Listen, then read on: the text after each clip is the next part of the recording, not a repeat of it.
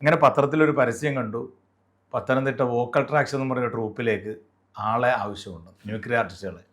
അങ്ങനെ അന്ന് കാർഡാണ്, കാർഡിൽ എഴുതി, ആ അഡ്രസ്സിൽ എഴുതി ഇങ്ങനെ താല്പര്യമുണ്ടെന്ന് പറഞ്ഞിട്ട് അങ്ങനെ കാർഡ് കയ്യിൽ കിട്ടി.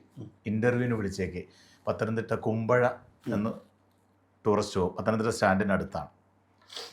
ഈ ലെറ്റർ കൈ കിട്ടിയപ്പോൾ, ഈ കാർഡ് കൈ കിട്ടിയപ്പോൾ എൻ്റെ അജിനെ ലോകം കീഴടക്കിയ സന്തോഷമാണ്. കാരണം ഒരു ട്രൂപ്പിലേക്ക് നമ്മളെ ഇൻ്റർവ്യൂവിന് വിളിച്ചേക്കാണ്.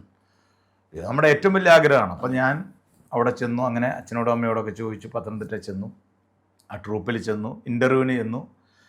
ഇൻ്റർവ്യൂവിൽ നിന്ന് നമ്മളെ അവരെടുത്തു. അന്നൊരു 10-20 സ്റ്റാറുകൾ ഞാൻ ചെയ്യുമായിരുന്നു.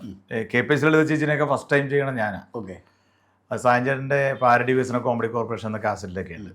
ഇപ്പം അതൊന്നും ചെയ്യുന്നില്ല. അപ്പോൾ അതിൽ കിട്ടിയതിന് ശേഷമാണ് ഒരു സത്യം അറിയുന്നത്. അപ്പോൾ പോസ്റ്റർ വന്നു, നാട്ടിലെ ചായക്കടകളിലൊക്കെ പോസ്റ്റർ വെച്ചു. അച്ഛനൊക്കെ ഭയങ്കര അഭിമാനം, പോസ്റ്ററിൽ വന്നേക്കാണ് വലിയ ക്ലീൻ ഷേ ഒക്കെ ചെയ്തത്. അപ്പം അന്ന് പേര് രാജേഷ് പാണാവള്ളി എന്നല്ല, രാജ് പി മുകുന്ദ്. അതിൻ്റെ വലിയ കോഴിയുണ്ട്. എന്ന് പറഞ്ഞാൽ രാജപി ദേവ് ഭയങ്കര ഫേമസ് ആണല്ലോ. അപ്പൊ ചേർത്തലക്കാരനായതുകൊണ്ടും പലരുടെയും സംശയം, ഇത് രാജപി ദേവിന്റെ ആരെങ്കിലും രാജ് പി മുകുന്ദ് അങ്ങനെയൊക്കെ ചോദിച്ചിട്ടുണ്ട് പലരും.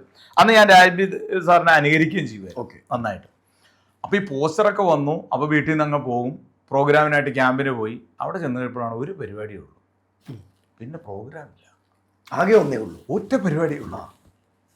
അതിന് മുമ്പ് തന്നെ പോസ്റ്ററും കാര്യങ്ങളും വന്നു, എല്ലാം വന്നു. പോസ്റ്റർ വന്നപ്പോൾ നമ്മൾ ഓർക്കണം ഇനി നമ്മൾ അങ്ങോട്ട് പ്രോഗ്രാമിന് പോകാൻ, ഇനി തിരിഞ്ഞു നോക്കേണ്ട ആവശ്യമില്ല. പ്രകാശ് മെഴുവേലി എന്നാണ് അതിന്റെ, എന്നെ ഒരുപാട് സഹായിച്ചിട്ടുള്ള വ്യക്തിയാണ്. പ്രകാശ് ചേട്ടനെയൊക്കെ ഞാൻ ഈ അവസരത്തിൽ ഓർക്കണം. പ്രകാശ് ചേട്ടൻ മാത്രമല്ല, ഗുരു, അന്ന് പ്രസാദ് വൈക്കം, അനിൽ വെച്ചിച്ചുറവ് മരിച്ചു, ഒരുപാട് ആർട്ടിസ്റ്റുകളുണ്ടായിരുന്നു അന്ന്. പുലിയൂർ ജയകുമാർ ചേട്ടൻ, അങ്ങനെ ഒരുപാട് പേരുണ്ട്. ചിലരുടെ പേരൊക്കെ വിട്ടുപോകും, അവർ ക്ഷമിക്കണം. കാരണം ഒരു 20 വർഷം മുമ്പുള്ള കാര്യമാണ് ഞാൻ പറഞ്ഞത്, 20-22 വർഷം മുമ്പുള്ള. അപ്പോൾ അങ്ങനെ വന്നു, പ്രോഗ്രാമില്ല, വീട്ടിലോട്ട് വന്നിട്ട് കാര്യമില്ല. വീട്ടിൽ വല്ല പ്രതീക്ഷ കൊടുത്തിട്ട് പോകുന്നതൊക്കെ, ഇനി പേടിക്കേണ്ട, ഞാൻ പരിപാടിക്കാരനായി, ഞാൻ നോക്കിക്കോളാം. എങ്ങനെ തിരിച്ചു